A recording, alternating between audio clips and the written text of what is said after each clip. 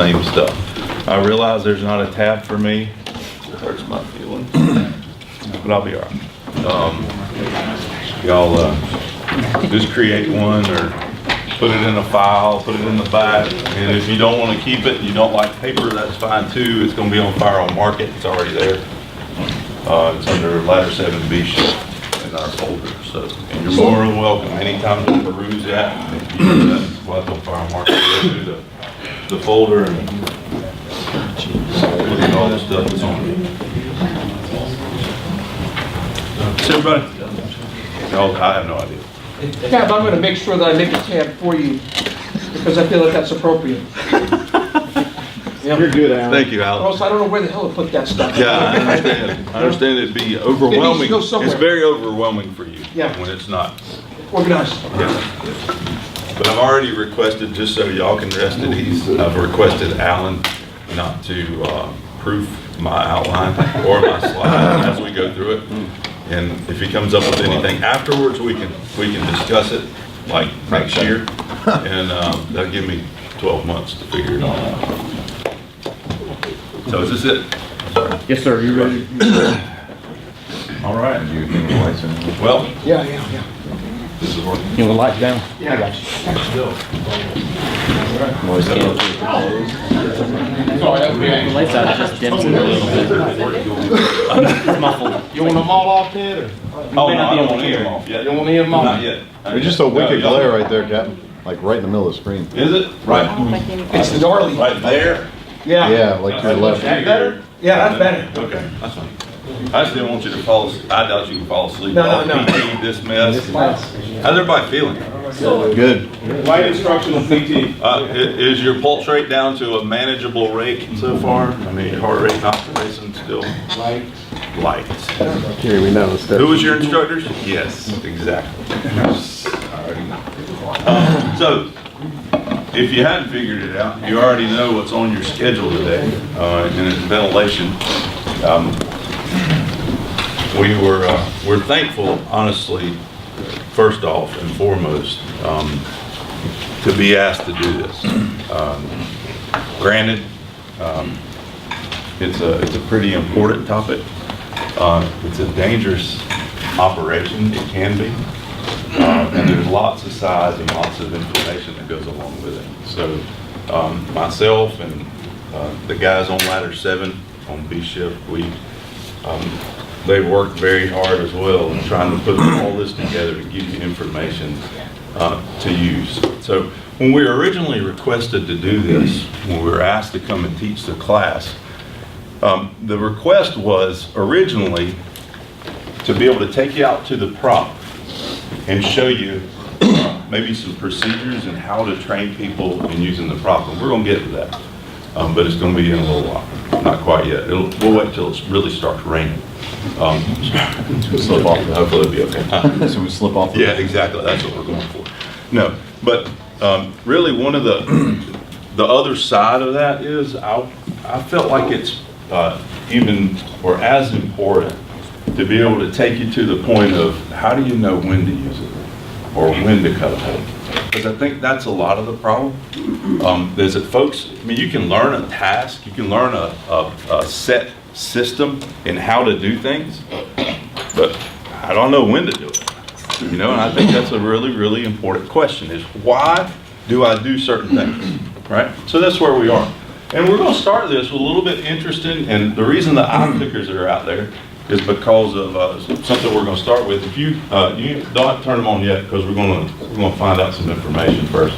So I wondered in this class, years of service. If you've been on more than 10 years, raise your hand. Okay, great. More than 15, Clint. Okay, so we're at, and Clint, you're at 18, right? 19. So, how many have been on engines your entire career? All right.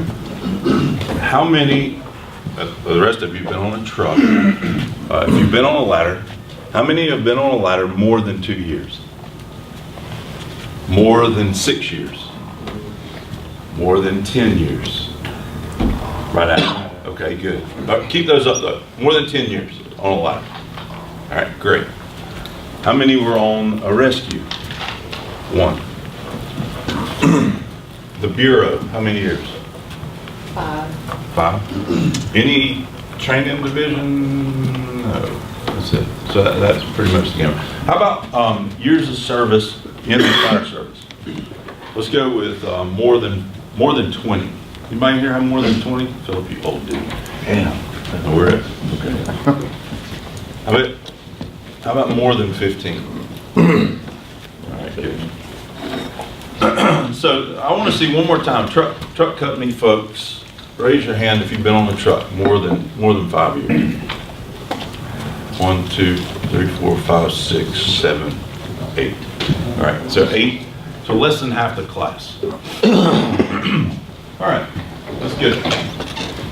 The important part of today is that, look, we don't have the corner on the market on this stuff. I don't claim to be necessarily the expert, and neither do we as a company. We have an opportunity to do some of it, and we've learned a lot of stuff by making mistakes, and we kind of want to share some of the mistakes that we've made, how we've learned along the way, and be able to hopefully help you not make the same errors that we have. But I also want you, especially you guys that have been on a ladder, interject. I want you to throw your 2 cents worth in. And we're going to give you nuggets. I always, when we're teaching the class, it's more about, I want to give you things to put in the toolbox, and you use it where you see fit. Just because we do it one way doesn't mean that's the only way to do it. That's just the reason, the reason we do it the way we do it is because of the people that we have. And we learn how to deal with that. So, starting. The introduction for the class, we're going to go through the definitions, types, and the purpose of ventilations used in the GFD. I don't think there's any reason to get outside of there because that's who we are, right? Tools and equipment used to perform the tasks and the decision-making process on when, what, and how to ventilate properly. All right? So, you're a lieutenant, day 1. It's 10:30 hours. You're assigned to ladder 10. A couple of you are happy about that because you've been assigned to ladder 10 or are already. I just chose that unit just because I didn't want it to be 7. So, ladder 10, you're dispatched on a structure fire. You arrive and are assigned to ventilation. All right? Grab your eye clicker and turn it on. Now look, the reason we're doing this is because I just want to see what your thoughts are as a group collectively. We're not going to keep tab on who clicked what. Don't look and talk to each other. Just throw out there what you would do. You're assigned to ventilation, and your choices are vertical, A, horizontal, B, I even run them over here, both, none, or run. All right? It's all right. It's just more that he's more of a joke than it is. I'm glad you laughed. All right, so here we go. You have 5 different videos you're going to watch. You're going to get a clip of. At the end of it, it's going to ask you what you're going to do. You click your answer, A, B, C, D, for you. Okay. Do we wait till the end or? So you can do it whenever you're ready. It's only about 10 or 15 seconds.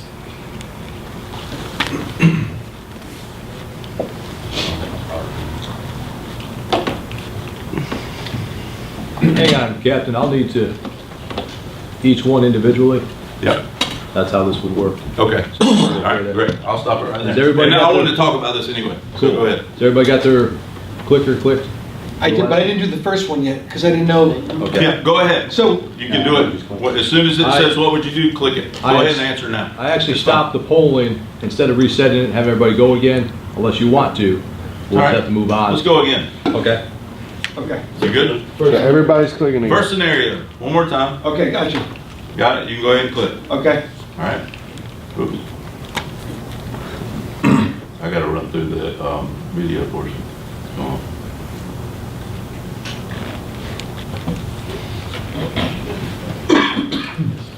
Which one is ever needed?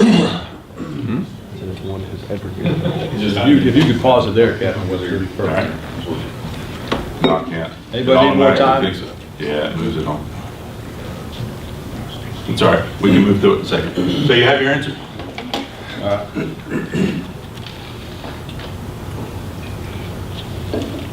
Good God, just stay on. Yeah. Over there, just on fire. It's not working.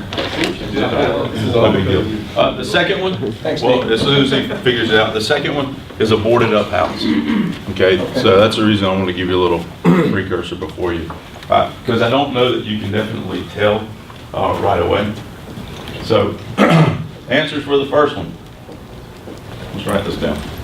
Hey, man, all right, one of you.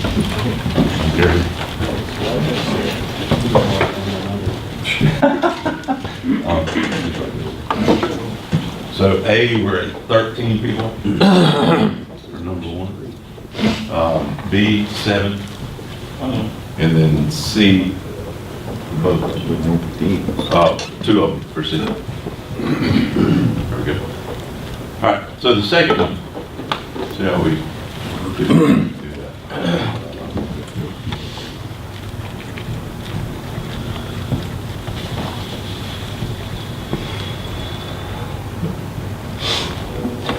Before you start clicking, I'll have to reset it, okay? Okay, so wait. Let us know. Did I just do that by Yeah, mistake? you did. Okay. I've also got this device here will allow us to do that. And we're working through these technical issues. Don't you love it? We're with you. I think we need to just go 1, 2, 3, click. All right, there's the second one. Now that you've seen it like 12 times, The polling is open, so go ahead. Polling is over. Fully.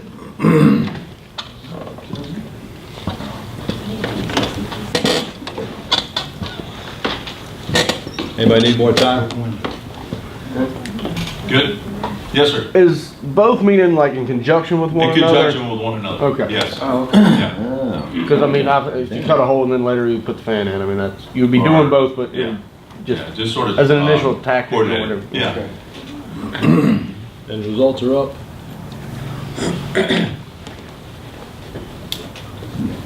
We may have missed one person. 9 is A, 6 is B, Okay, 4 C, and 2 D. No, nobody's running. That's good.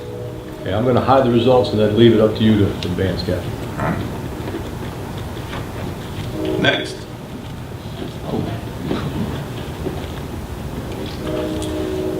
This is a tire shop. The poll just opened up, make sure you went ahead and hit it.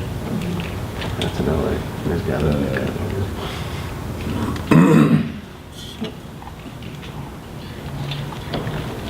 Anybody need more time? Everybody's in? All right. 5A, 1B, 7C, 5D.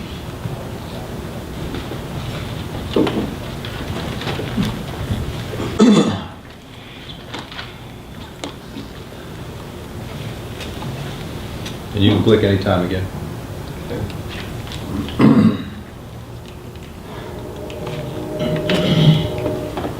that got off. Everybody good on that one? Yes, sir. 4A, 11B, 2C, 2D, no E. And 11.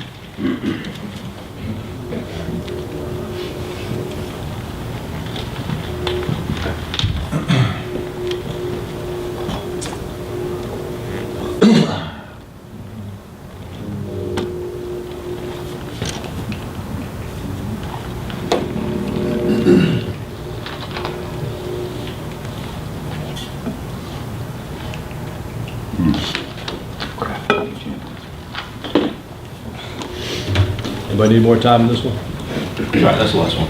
Okay.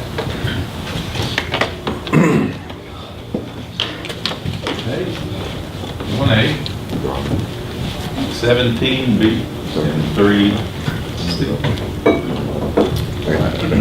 We're not gonna go over the results yet, we'll do it again. So the point I wanted to make here is, first off, I want to give you the opportunity to sort of see something, see where you were, see what your thoughts were, but I didn't want to, I'm not looking to call anybody out, because there's plenty of options. It's not, that's not the point. The point is that I want you to be able to just see where you were, personally. You decide where you are, and then we'll go through this, we'll go through all the steps of the things that we put together, and we'll see if your opinion changes, and you make that decision. And we'll just keep up to see how the class's opinions change at the end, okay? See if we learned anything. All right, so ventilation, just as definition, if you looked it up in online or something like that, just by a general definition, the provision of fresh air to a room or building. For the fire service, it involves the expulsion of heat, smoke, and fire gases from a fire building, permitting firefighters to more easily and safely find trapped individuals and attack the fire. So there's several different types of ventilation. You guys know them. This is like, I'm going to zip through this just because it's not a firefighter 1 and 2 class. But just so you know, the types, vertical, horizontal, and mechanical utilization of architectural or other design openings and then cutting. And then horizontal would be natural. And there's several under the mechanical side when you talk about horizontal ventilation. And those come down to upward pressure, hydraulic, negative pressure in the building systems that are in place. So a couple of just pictures, just so you know what they look like. For mechanical, this is typically what you're going to see on a commercial building. In order to draw smoke out, there's some type of ventilation system that's incorporated into it. One of the ones that came to mind for me and you guys at 11, the UPS warehouse over there. We've been on a couple of little fires in that building where you go up on the roof and man, it just, that place is operating like it's supposed to. It's pretty nice for it to be in place. As far as utilization of architectural, other design openings, just using what's in place, either skylights, even dormers on the side, and then over here skylights on commercial buildings. Skylights work same thing on a residence. You know, if they're there, use them. It takes a lot less time to pop the glass out of a skylight than it is to be able to cut a hole. So use those that are there. Other type, there's always cut. So you can always cut a hole, and that's what most of us are probably more familiar with, commercial and residential. We'll talk more about it. There's dangers that comes with cutting, and I want you to watch this. Watch this guy right here. He's gone. Is he? Yeah. Inside. Now, He didn't make it? he went through, I'll tell you in just a second. Do you see the guy running? I don't want this dude on my company. He's just like, oh, well, he's good, but he keeps on moving. Still sound Does he really? even know what happened? No, I don't think so. I hope not. But he's still sound. To answer your question, that he actually walked out of the building and continued the firefight. Oh, shit. Yeah. How far did he fall? The first floor, they'll pan away. What's interesting, the sound on this is to listen to the audio, because it's a helicopter for, it's not LA, but it's one that responds around LA.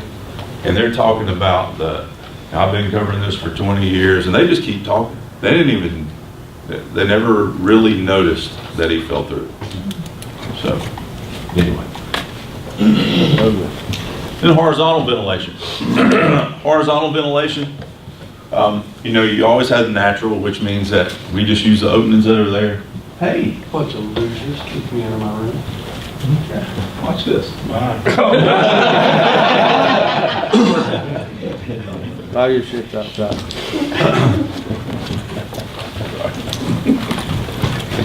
Patterson's got a real attitude, doesn't he? Let's get rid of avenues myself. No, for natural ventilation, just taking out the openings that are there, whether it's breaking glass. How many of you remember, I'm saying I do, company officers that said just walk around and take all the windows out?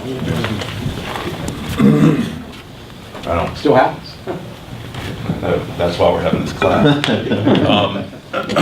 Yeah, and it does. It still happens.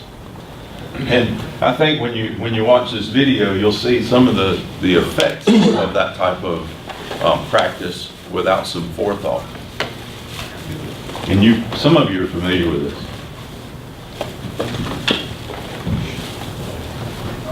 read the captions because they're kind of funny.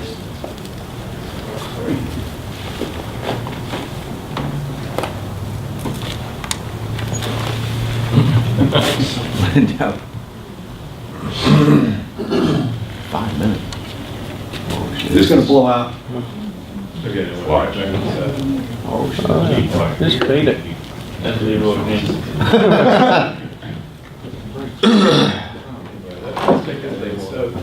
Watch. Watch here, you want to cross it.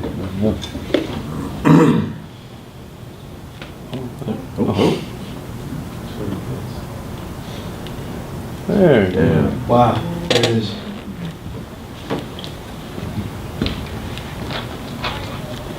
Well, we see that, no doubt that it was gonna be a Yeah, very fast. And then, of course, built-in systems, okay? And built-in systems, if any of you grew up out in the counties, we've seen a few of those in chicken houses and that kind of stuff where they have ventilation systems that draw air across the top of the burrs, but also draw fire through it.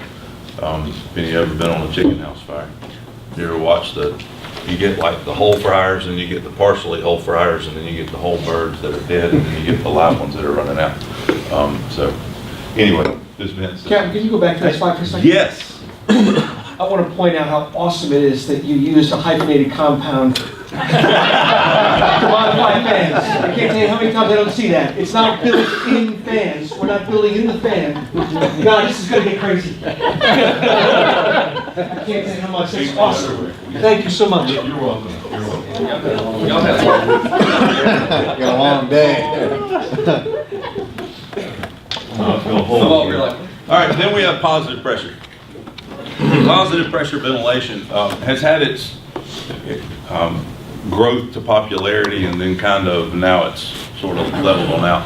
How many of you remember back several years ago when our Office of State Fire Marshal actually put on a video and the whole training on PPA, which is positive pressure attack, and they did it. I don't remember the town. Some of y'all may remember that, but it was basically using a positive pressure fan in conjunction with fire attack, where they enter in at the fan goes in the door 15 to 20 seconds ahead of the line. They pull an exhaust opening on the back in order to try to ventilate, and it works great on a training fire because it's a really controlled environment. It has its place. I'm not saying that it can't work, but it also has some issue with compartmentalization, not knowing what's open and what's closed within inside of the middle of the structure. So we run into issues. That's kind of where this goes, this flashover, and y'all probably, some of you have seen this, I'm sure as well. I'm not gonna make you suffer through. Just close the blinds. Sure. Too loud? Yeah. Well, I can't take all that.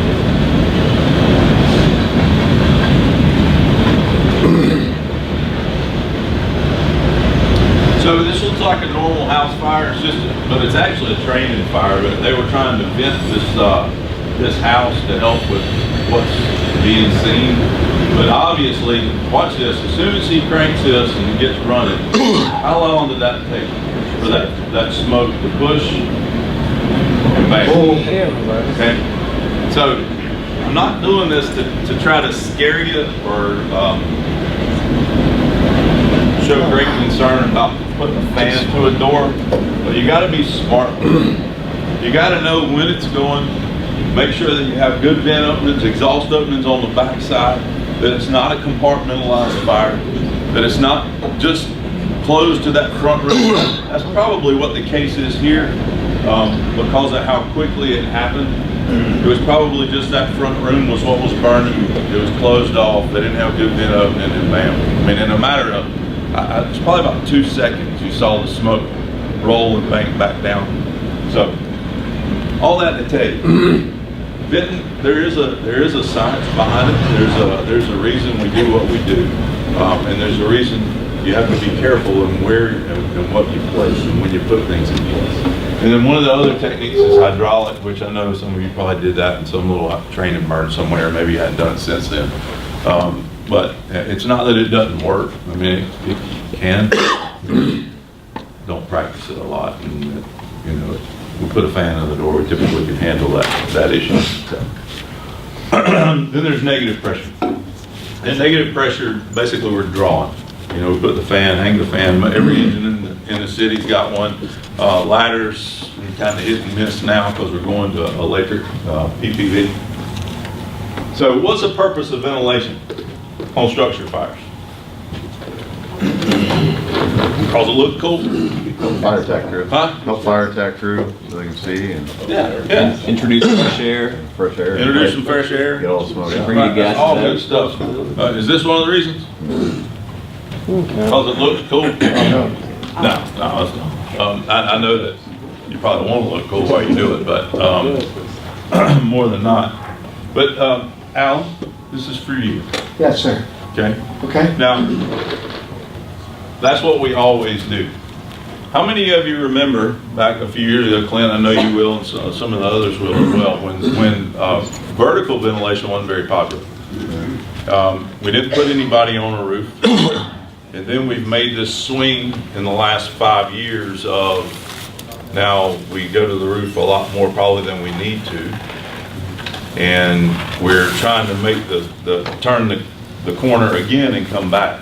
But this is why, and it's going to take 3 minutes to watch this video, but I think this might be the reason. Not that we're dogs, but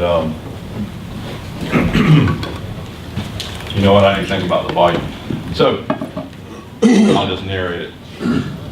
Pavlov had a science experiment about why people or why animals will respond a certain way. You can watch the video. And what he noticed was that over time, that the animal would begin to respond prior to the actual giving of food based on what kind of precursor he placed in the system. Right. So he could basically train the dog to respond the way he wanted it to respond by interjecting sound, light, pretty much anything. Conditioning. Thank you. He would condition the dog to do what he wanted it to do or respond a certain way even prior to the actual showing of food. And then what he found was that, man, all of a sudden the dog would the saliva amount would produce the same amount of saliva. It would salivate at the same rate without food as it did with. And not that we're dogs, not at all. We train very hard. And lots of times, because of that, we've conditioned ourselves to when we see smoke, therefore we cut a hole. Because that's what we've conditioned ourselves to do. We're much, much, much, much more intelligent than a dog. So what I would like for you to do is begin the process of conditioning yourself and your brain to when you show up. Evaluate what you see. Listen to what's being told and make a wise decision based on the information that you have and the intelligence that you have and what you know about ventilation. And that's the reason we want to change this. We don't need to just be cutting holes just to cut a hole. Just because I see a little whiff of smoke doesn't mean that I cut a hole on the roof.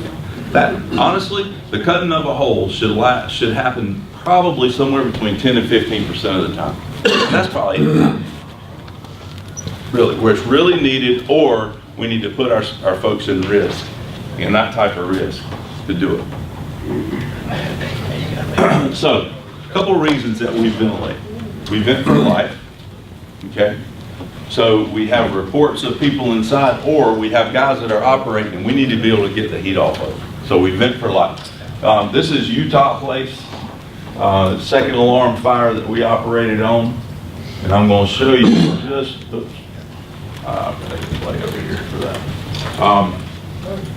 We had smoke banking down. We have reports. Who was on this fire? Anybody in here? Marcus?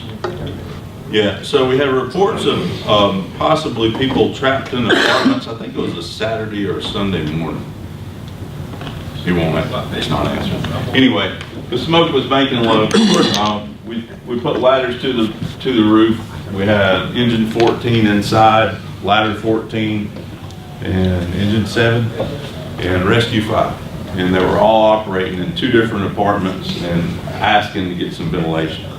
So we threw ground ladders, and Jason set the truck to the roof, and we cut a little bit more than just one hole, but we just sort of extended stuff to get the smoke to lift. And you can see the difference in this here and then there, where it actually went where it needed to go. Captain Webster, were you guys operating on a split assignment that fire?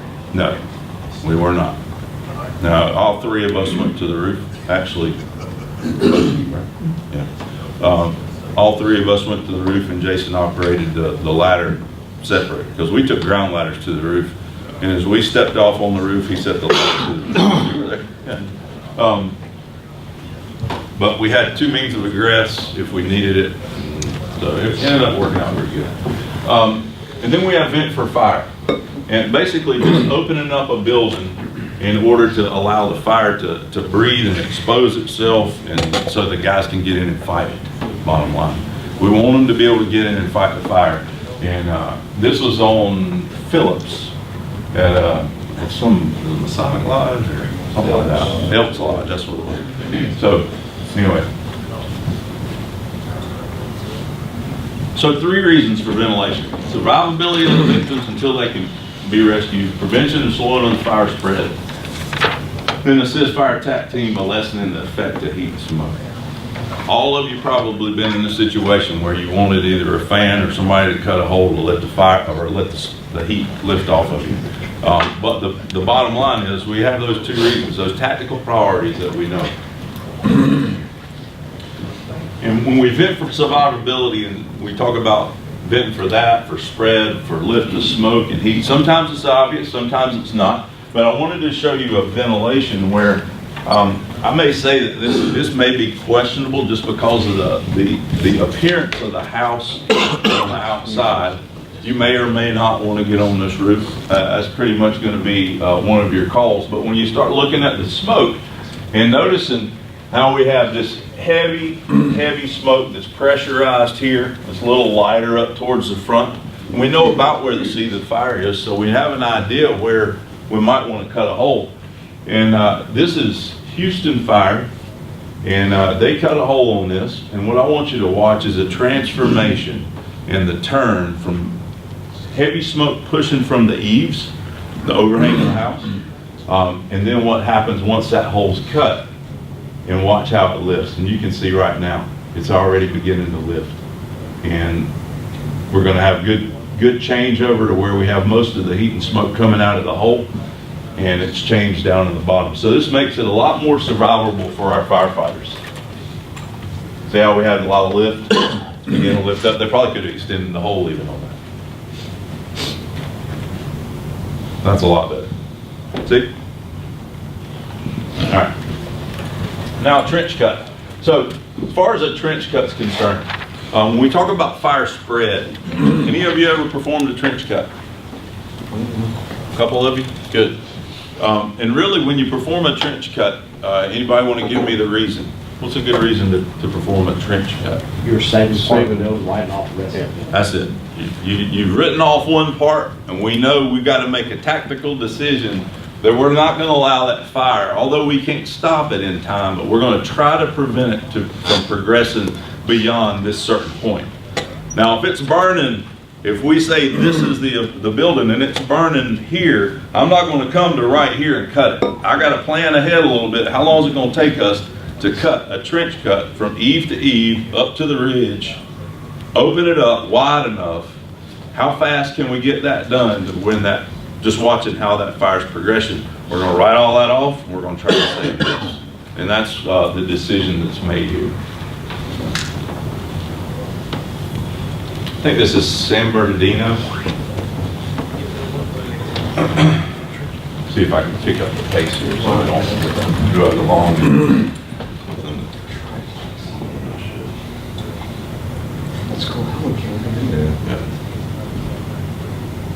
Yeah, you're going to have a hard time. You probably have a hard time seeing all of it, but you'll be able to tell once that cut's made.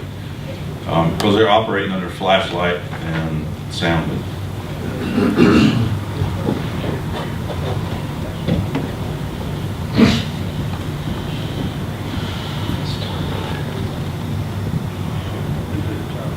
And there you go. That's a good picture of a trench. One that actually is functioning and working the way it needs to. Now, what about the tools and equipment that are needed in order to perform the task? Well, first, firefighters. You gotta have firefighters. I don't care how much equipment you have, the type of equipment you have, how great it is, any of that. If we don't have firefighters that are trained, it's worthless. All PPE, and I wrote up there including belt. And I know that there's probably some room for discussion here, but I'm gonna lay this out there for you. Several years ago, this stuff right here was kind of hit or miss as far as radio straps. We had a lot of discussion. We started incorporating it into rookie school while I was here, and it sort of, we tried to progress to where it didn't have anything to do with, well, it did, a little bit with keeping up with the $5,000 piece of equipment that everybody has. But it also had to do with Mayday training, right? That's where it all came from. It was, you know, people were losing walkies on falling through roofs, falling through floors, and we wanted people to be able to have this where it was ready and accessible, at the best that we could. So we trained close to 1,000 people on floor collapses and found, and I'm saying we did that in Guilford County, and found that radio straps were the best way to keep up across the board, the best way percentage-wise to keep up with your walkie if you were put in one of 5 different Mayday scenarios. Well, let's move forward now to truck belts. How many of you know about or have seen a truck belt? I don't want to see hands on if you wear one, if you've been on a ladder truck and assigned to one, because most people don't. The first 5-6 years I was assigned to a ladder, I didn't either. And when I came to 7, we started talking about truck belts, and does everybody have one that fits? Where are you going to wear it? How are you going to wear it? And when the crap hits the fan, what's the best way to know that you're going to know how to use it? Well, we decided that the best way to know that is to incorporate it into the wearing of your PPE. And I basically left no option. Anybody that travels to my truck on my shift is going to wear a truck belt from the time they start that morning. And you're going to practice it if you haven't done it. And the guys already know, they tell anybody that floats over, hey, get your truck belt out. Why? Phillips Avenue, Rudy, have any problem finding your hook to hook in when you worked out of the basket? No. It was on. Did we know we were going to get a second alarm fire where he had to operate out of the basket, cutting holes, pulling ceiling, pulling a roof? No. But it could be a cluster, you know. Instead of setting up the truck, we'd break the monkey and the football out and let them have a good time, because that's what it'll look like. It would have been ugly. So we incorporated the truck belt into our PPEs because we never know. You don't know. And the day it shows up isn't the day to try to figure it out. We already know that. So I say that to begin the process now as a lieutenant. When you show up, you ain't got to change the world. You're not going to. And you're going to get some guys that are probably some of you, like right now, going, this guy's lost his mind. Let it happen to you one time. One time. Where you look like, you know, well, you don't know what you're doing, or the guys don't have the stuff that they need in order to perform safely, and you won't make the mistake again. Anybody ever done that in anything that you've done in your career? I've done it. I give you this. I tell them all the time, I'm not very smart, but I learn from my mistakes, and that's the bottom line. That's what it comes back to. So make a decision. You decide what you want to do there.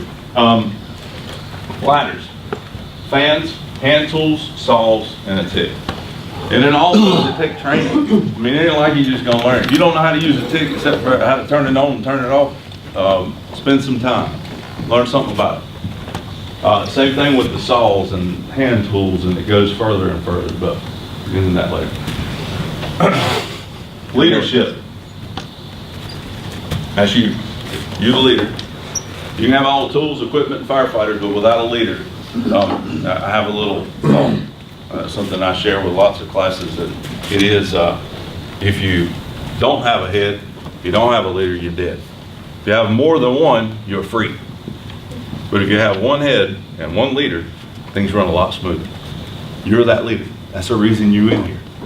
So grab a hold of your bootstraps and become, turn around and look. If nobody's followed you, you got a problem. And it's too late. Now, you need to try to get ahead of the game. But one of the ways you're going to lead is by having knowledge and taking control and making good decisions. So lead, and that's where this comes. And then having a plan. Do you have a plan? Day one, the reason I put at 10:30 hours, on ladder 10, you show up. And the reason I gave you the 10:30 on that little first slides with the video is because I didn't want you to say, well, God, 8 o'clock, I don't even have time to look at the truck yet. I gave you the 10:30 to find out what the truck looked like. I gave you the 10:30 to walk around and ask the folks that you're riding with, hey, you guys have assignments? What are your pre-assignments? Do you follow the GOG, or do you guys have something a little bit different maybe? Because we do. I don't follow, not GOG. The truck training manual is a little bit different for us for riding assignments, just because it doesn't fit our strengths as well. So we've made a couple little changes, but we have a plan.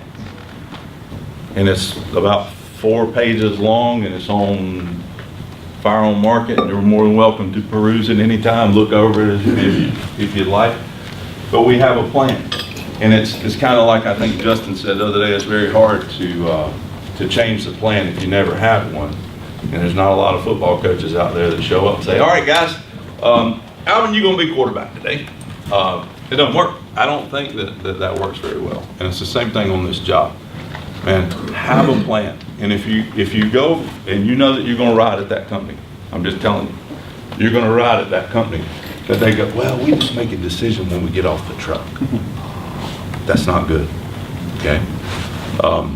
So make the plan then at 7:50 in the morning.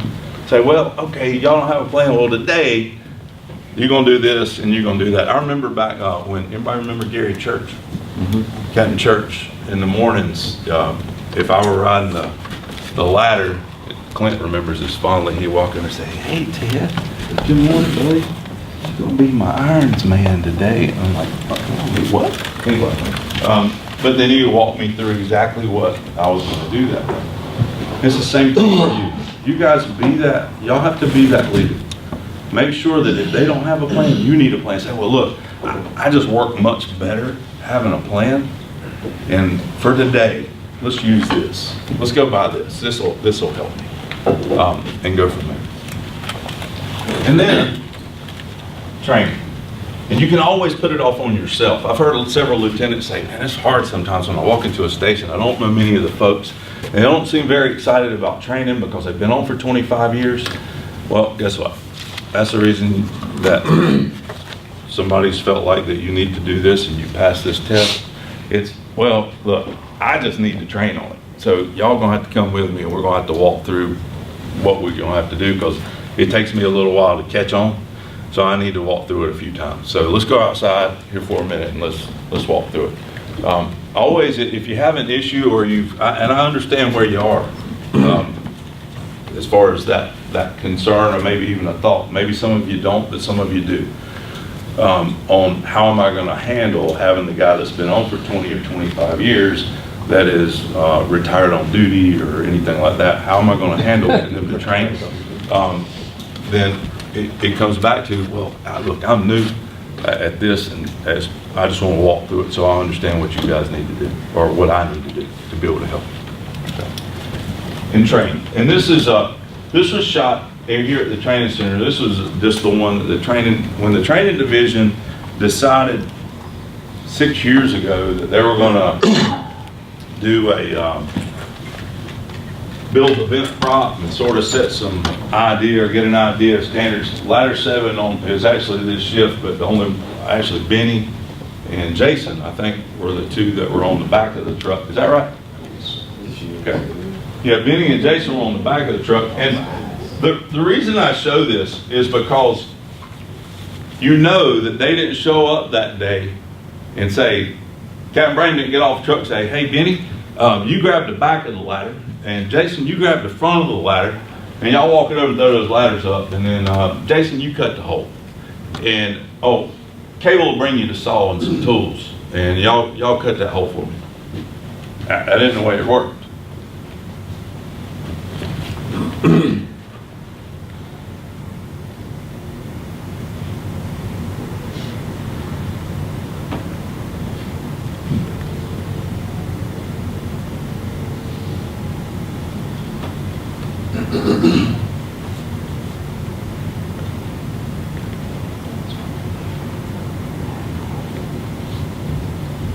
A couple of things have changed. Like, I don't care what's happening. It don't matter about time, everybody knows it's time. Yep.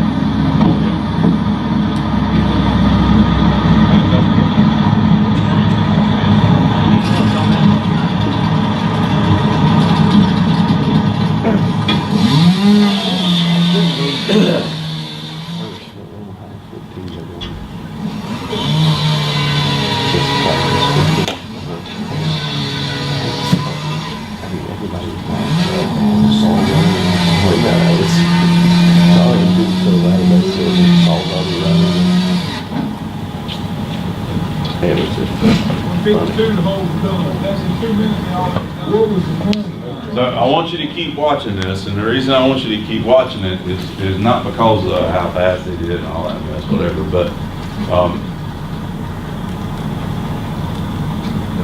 what are they doing? They're getting off the roof. Cutting it off. That's right. You might remember everybody remember the story of the police officer that they trained on disarming. They trained on disarming, and as soon as they do it, they hand the gun back, and he'd take it from him and hand the gun back. And first time he had to do it, he took it from him and handed the gun back. Actually, in real life, yeah, took the weapon from the perpetrator, and then turns around and hands the gun back. Why? Remember Pavlov? That's right. Same thing here. Begin to condition yourself to follow through. I'm done. Wow. Don't be a roof shepherd. Look how good I am. Look how quickly we did this. A couple things you're going to do, and we'll talk about it. But get the job done. Identify, make sure that it's adequate, and then get on. Okay. So ventilation. When, what, and how. Size up. Of course, it begun. When does it start? At dispatch. We start listening to what's going on. What are some things that may change or adjust my approach? Or what am I listening for on dispatch? Code, multiple callers, any victims inside, area, victim. Building construction. Yeah, all that stuff. I mean, giving you lots of details, and you're taking all that in because it's beginning to tell that story for you. And you know if somebody says there's victims inside, and you know where or victims reported at the windows. I remember campus walk fire that night. Clint, what did we have when we turned on Spring Garden Street? What did we hear from Chief Underwood? What? People jumping out of windows. People jumping out of windows. It's not a good way to wake up, especially when you're back asleep thinking you're just going on a crap call. Yeah, people jumping out of windows. It changed. It changes your approach. People jumping out of windows, what's going to happen? Well, we ain't worried that much about ventilating the building and cutting a hole. We're trying to get ladders to get people out of this building. So it changes the game a little bit. What else on there? So we have, we're en route, we're still listening, getting updates. Arrival. So as we arrive, what are we wanting to do? What? Size up. Yeah, truck placement, size up. What's this right here say? What's that? Yeah, water. I mean, you got to remember that just because somebody has a hydrant, does that mean if you're second due ladder? What do you need to think about? I need to make sure that I may need some water. And I'll show you something else in a minute. But yeah, and then apparatus placement.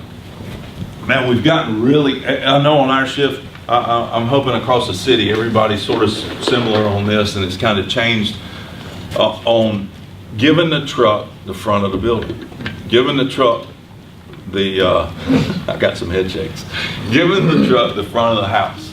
Well, if it hadn't changed or you have issues on your shift, do some welfare visits to your engine companies. And then some of it is the direction that the engine comes in, and they don't know where you're going, but hopefully they'll pass one way or the other.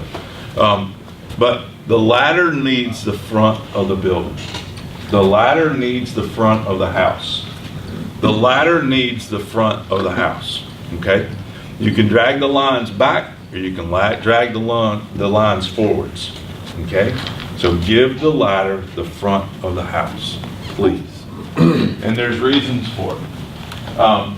Then approach, as we approach, we're looking at several things, but we're looking at all sides. Hopefully somebody's doing a walk around and getting an idea, and we want to try to make sure that we're identifying the parts of the house and where wind direction and things like that, so we know what side of the building, what side of this house do I need to ventilate from. All right, let's take a break. Good people. There's several of you got nothing. Or get some water. And try to make it 10 or less.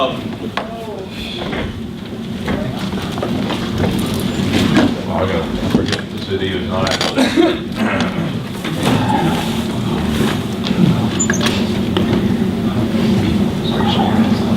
So where we ended right before the break is size up. As you approach, what are you looking for, that kind of thing. And some of the still shots were actually from this video in the fire. Now I want you to just watch. It's got some good things. I'm going to speed through some of it because it's pretty long, but it's pretty decent fire though.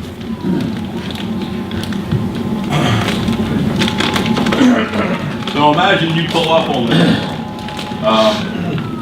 as a first ladder. And we'll actually point out some things maybe you don't want to do. Actually, audio. Run your sign right in front of us. Yeah, that's it. It finally warmed up.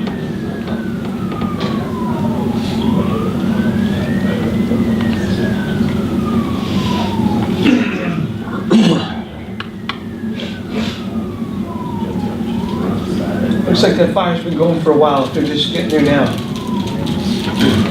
Yeah, it does. What tells you that? What's that? What tells you that? Just because of the volume, the fact that it's already out, the heavy smoke coming from all around the house, Okay. it's enough that it's charged all the Pretty rooms. involved. Yeah. Yeah. Okay. It's a lot of fire in that house, so So what did the officer do? What was the first thing he did? Started walking around. They're getting the lines off. He's getting the mask. And this, I don't really know why. He stops here and hides and gets all the stuff on. I don't know what that's all about. But he stays there for a minute. I'm trying to figure all that out. But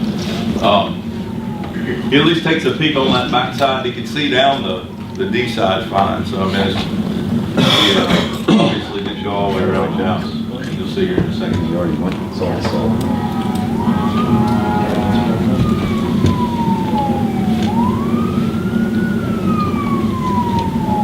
All right, so the first ladder is getting there about right now. Now, this dude will pan around, so you'll be able to see you on day one at 10:30. You already had day one. That was last day, right? Day one, last day. What was your first day of lieutenants? You guys? Fourth and fifth. Couple shifts? Fourth, fifth.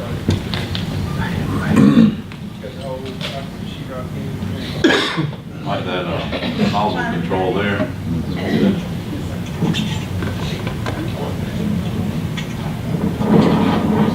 There's the first ladder. Way back. Good place. Way back. Good place. Parked in Kernersville. Is this the geo? Hey! Hey! Why don't you bring some ladders and see if you can't vent this place? Yeah. So, would you cut a hole on it? Anybody want to just throw it out there? It's a lot of charged smoke. I don't know, it's I don't know how compromised that roof is, that's, Okay. Sorry, you already got some change. It's still pushing pretty hard. It's about to go.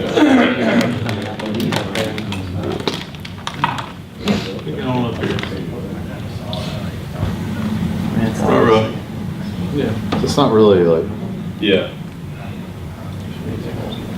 I don't think so. Oh, wait, You know what that is? yeah, vent That's just itself. the vent. No, that's just the pipe.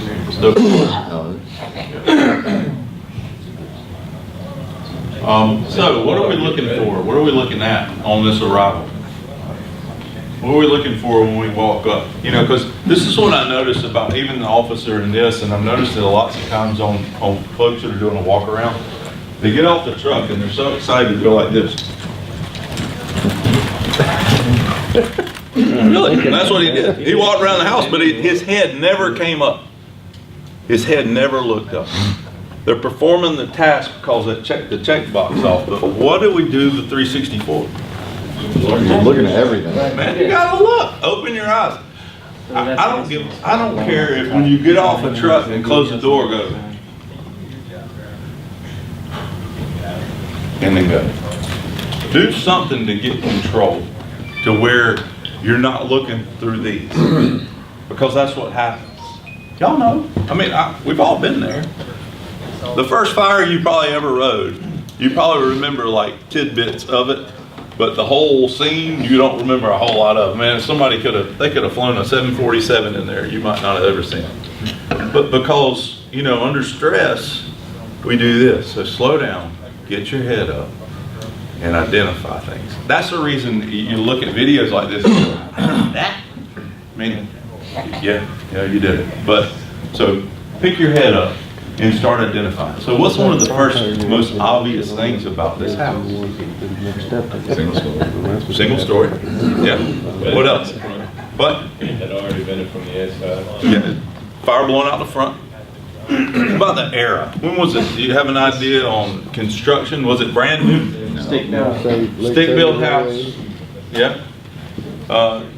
Probably, you know, mid-19th, mid-20th century, like 1950s, 60s, somewhere in there. So we're not talking about OSB, like on a house that was built in the 90s and 2000s. So and it's stick built, so we're probably gonna have some relatively first-gen lumber, maybe some stuff that's a little bit more substantial. So, you know, some of you are like, would I not?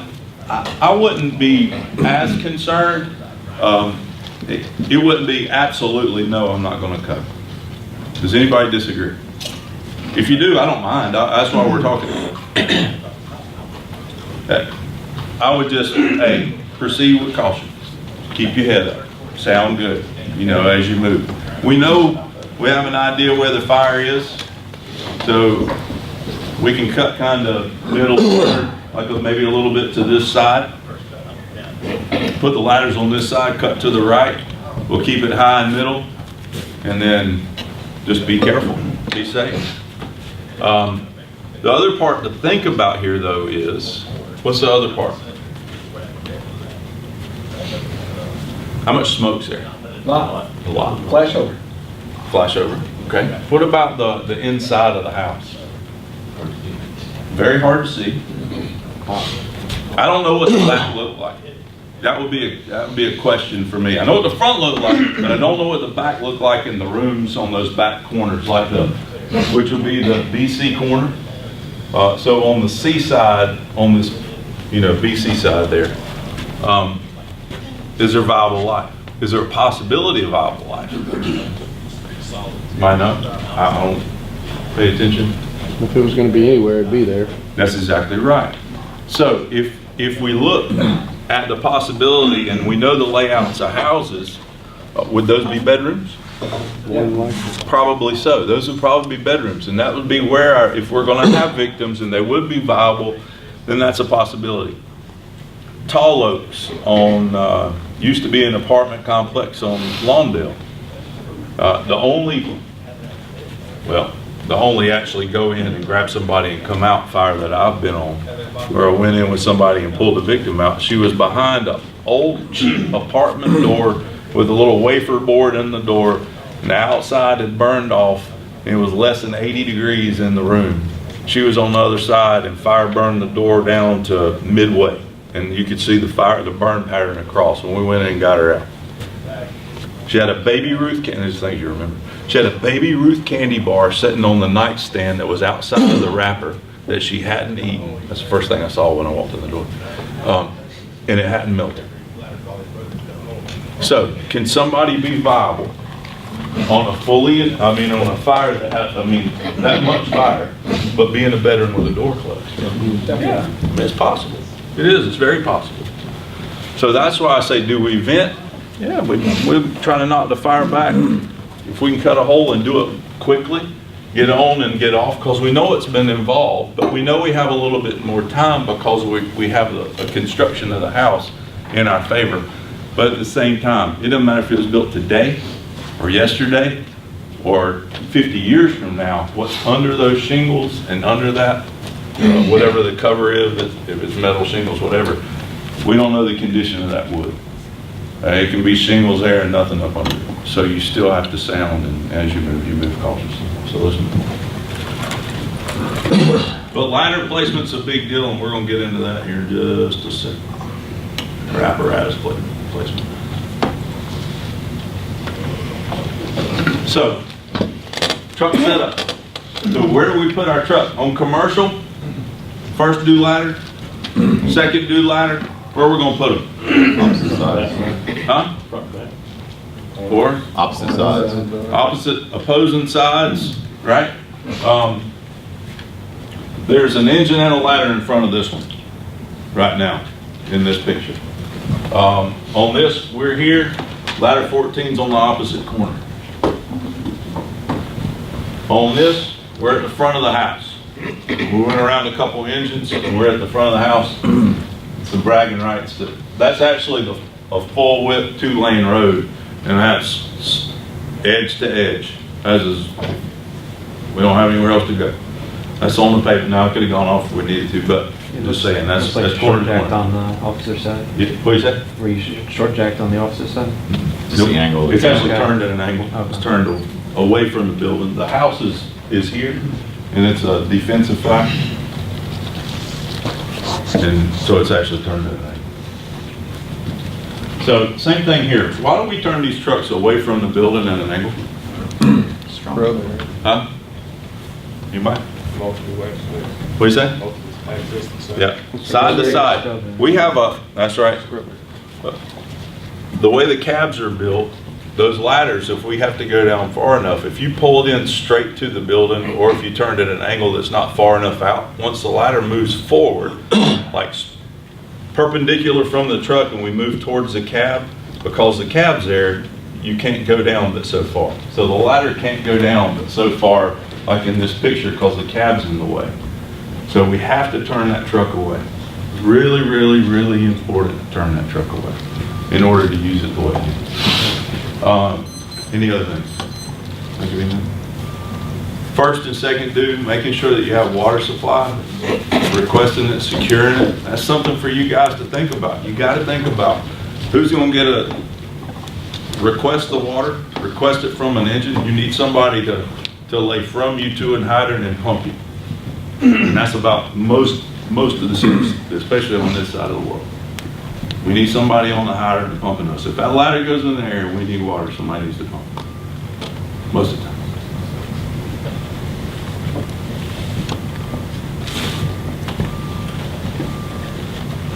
And this is just more just truck placement on residential. So people are like, well, why do I need to have a truck parked at the front of the house?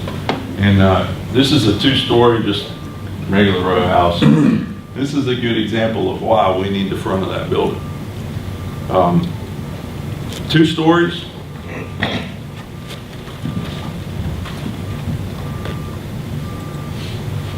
On a 2-story house, where you have to pull something other than a 24, how long does it take your company to get on the roof and cut a hole? Am I going to throw out numbers?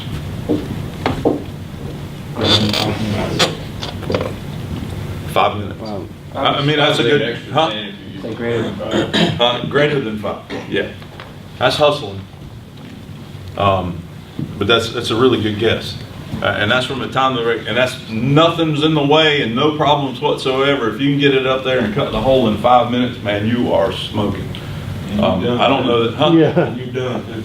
Yeah, it's over. 5 minutes to get that 35. Probably the dangerous side of that is if you did it in 5 minutes, you're probably not gonna be able to come down. You're gonna be done. Is that what, y'all in agreement? Tired, yeah. I know they're in agreement. Yeah, it's over. But the point is, do you know how long it's gonna take to do or to perform the task? Because that's a big part of it. If you know the capability of your folks that you're working with, it's gonna take 10 to 12 minutes to do it, and you look at it and go, nah, it's just not gonna happen. That's not an option. So you sort of take that out of the playbook. Or, if we can't reach it with the apparatus, so I'll use the apparatus. Okay. Now, upon arrival, what are you looking for? Here we go. Victims. Why is that the first? Rescue. That's our job, right? That's right. That's our job.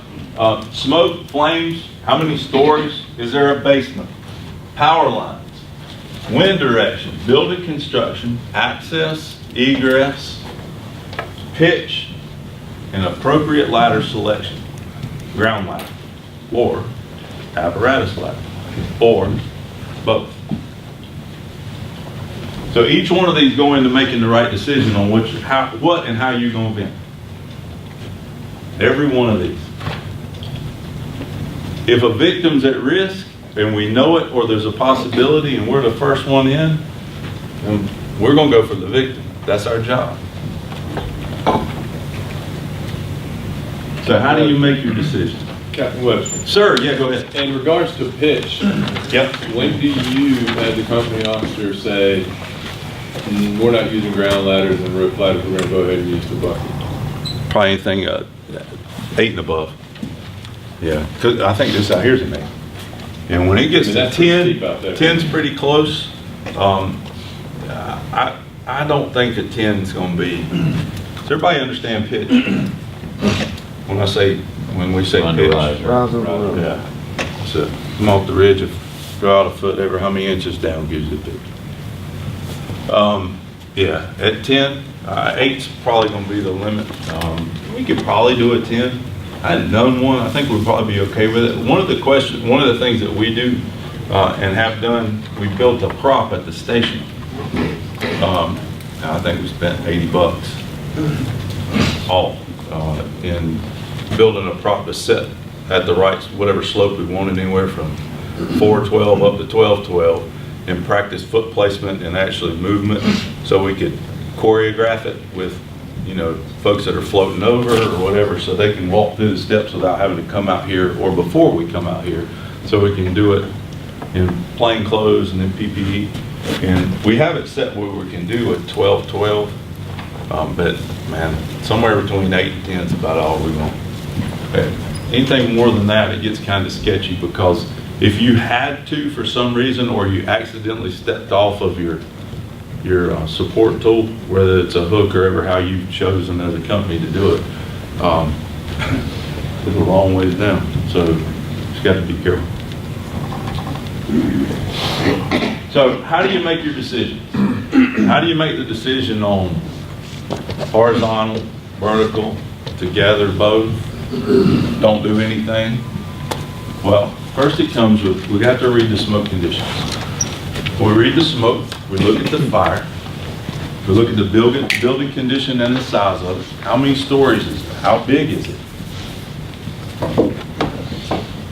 People. And then the scene. We look at, are there people involved, but also the people that you're working with. What is your company? What's their capabilities?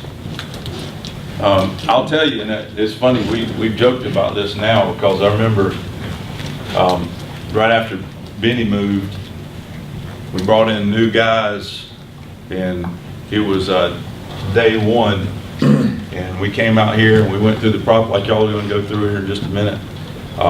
And it was ugly. I mean, ugly. It was more of just trying to figure each other out and know the plan.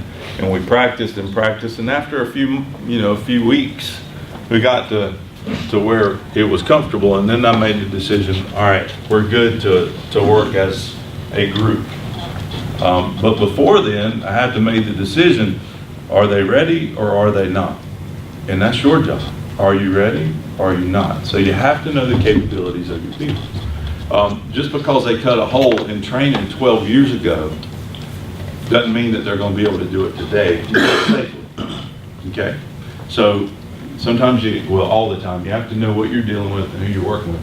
Then risk versus a reward. Remember that video of the captain on top of that commercial building and all of a sudden gone? And there's heavy black smoke pushing out of a couple 100,000 square foot building. LA is really big. California is really big on commercial roof ventilation. And I start weighing in risk versus reward. And that's your job. Is the risk worth the reward?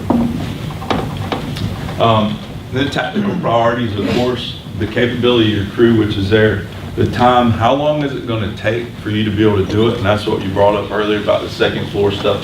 And then the needs of fire tech. What are the people on the inside telling you? Are they screaming, hey, we need some help. We need some ventilation. We need it now. Well, if they say I need it now, and they're operating, and you know it's going to take you 10 minutes to be able to give them any relief, that's not the right option. Okay? So, and that's for vertical. For horizontal, and you got to locate the fire room. You need to know where the fire room is. You have to locate an exhaust opening. You got to have the fan to the door. You got to coordinate the opening of the exhaust. And then you coordinate it with fire tech. If you don't have an exhaust opening, don't put the fan in the door. Okay? If you Not too many exhaust openings. Well, you can't overcome that. I mean, there's nothing we can do about. I mean, if somebody's broken out every window or it's vented out of several windows, I mean, that's nothing you can really do about that part. You still have the fan. I mean, the fan's still going to help some. It's just not going to be as efficient. And, you know, there's this crossover from ventilating just to get smoke out of a building where you compartmentalize, and then having fresh air in as folks are working on continue to extinguish the fire. The other thing we have to watch in horizontal, which isn't up here, is also the building construction. What kind of building are we dealing with? And is there hidden fire? Can there be hidden fire? What's one of the locations that we're really concerned about that? What type of building? Hidden fire. Or you don't know like that. a balloon frame? Like a balloon frame. Yeah, it could be. Shared attic space. Yeah, shared attics. Right, those are all good. One point to add here, Captain Webster. Thank you. On the positive pressure. You've got your vent opening, or so you think. You got your fan ready to go. You turn it to that door. If that smoke becomes turbulent, like you saw in that video earlier, something's blocking that whole path in there. Likely a closed door, debris, what have you. So read those conditions as well. Not just assume you've got the opening made, fan in the door, this should work. Watch those conditions change. If they don't work the way you expect them to go, the flow of the smoke and heat, if it comes back at you, you gotta get that fan out of the door. And that's the reason that the driver, I mean, typically Jason's gonna ask whoever's opening the back, the exhaust opening, is the opening there? Yeah, we got the back side open. He'll turn the fan, he's gonna watch it for just a minute, just to say, well, probably not even a minute. Like, 10, 15 seconds to see what happens. Make sure we're good, and we get back to something else. And that's, I put this little warning in here. If we have people doing VES or VEIS, where they're, jumping in windows, trying to check, if we thought that there's an invalid, this is a signal 3, and I know that's their bedroom, we're gonna check it. If we have people doing that, then the ventilation sides, as far as the horizontal, we're not going to put a fan in the door until we make sure that we've got those folks clear. So some of the concerns is the compartmentalization causing more dangerous conditions. It's kind of like what Captain was talking about, making sure that you're watching that, watching the circumstance. Concerns of fire growth. If for some reason it isn't compartmentalized, is it going to cause things to, or we're feeding feeding the environment. And then the concerns of causing communication. We all know that's the issue. How many of you have been on fire where you're like, God, somebody please turn that fan off so I can talk on the radio, or so I can hear. It's always, it's going to be an issue. It's just part of it. So these techniques are often used in conjunction with one another. And that's one of the things that I think, Josh, what you bring up, just talking about using both together. And it is. You're going to use them not necessarily simultaneously. They're going to be close in conjunction with one another. And then whatever you use, they have to be coordinated. They need to be coordinated with whoever's putting the fan in, opening up an exhaust, or cutting the hole. If we're on the top of a roof and we cut in a hole, most of the time for us, it's just get up there, get it done, and be finished. One of the things that we've talked a little bit more about here recently is the question of, y'all walk through this with me.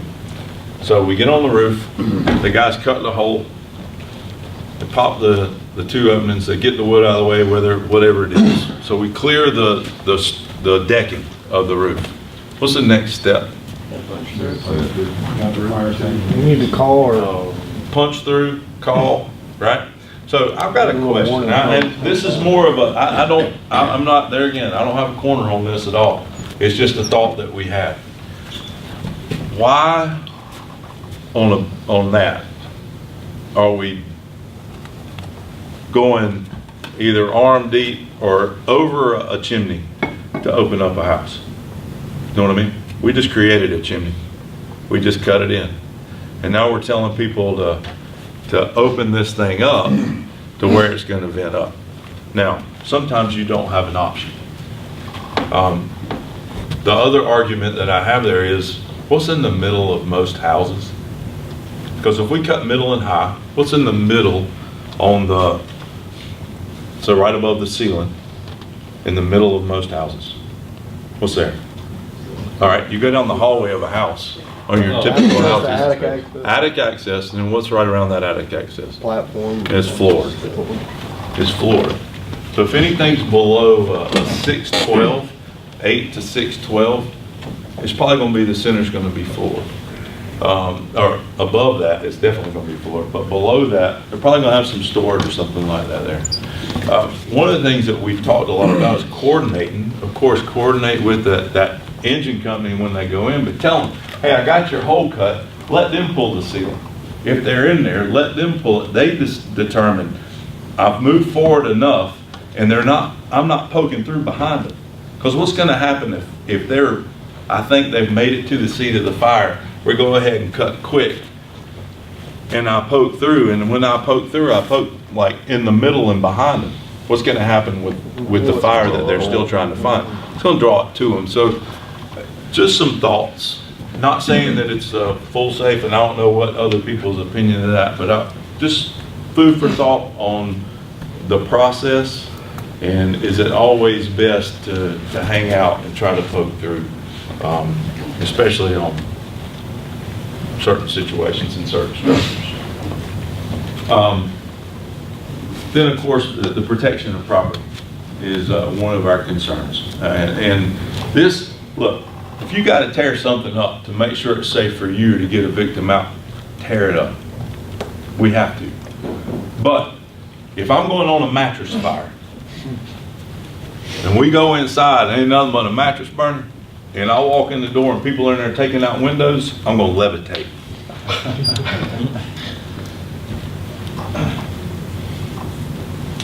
Because it's ridiculous. It's uncalled for. Especially now, you're in a leadership position, or going to be. You should be now. It don't matter about this. You guys have been on long enough. You're a leader. You should be a leader. Lead by example. Man, if somebody's doing that mess, stop them. Stop them. So take care of people's stuff. And I don't care if they live in Irving Park, or they live in Section 8 housing, or if they live in a trailer, or they have a shack. Our job is to protect and to make sure that we take care. If you got to tear it up to make sure you're doing the safest thing to prevent fire, to find fire, that's fine. But don't go in just tearing people's stuff up and prevent other people from doing it. So, now, that's it on the fire side.